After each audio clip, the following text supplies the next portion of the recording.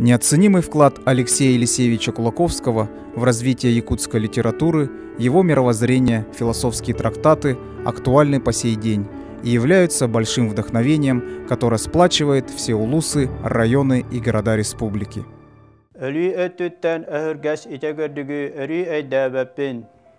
Ақсым алжарқайдан ат алжанара бар айданнақ сол. Тоқсын өліттен сұрақ суйылдара бар состақ сол. Күріс мұңғыттан күржар бар ден күржағас үгеті. Сор мұңғыттан сор сүйер бар сордақ сол.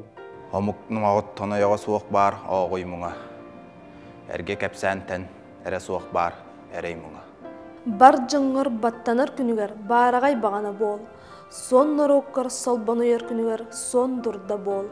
Хара нароккар халар күнігер халын қалха бол.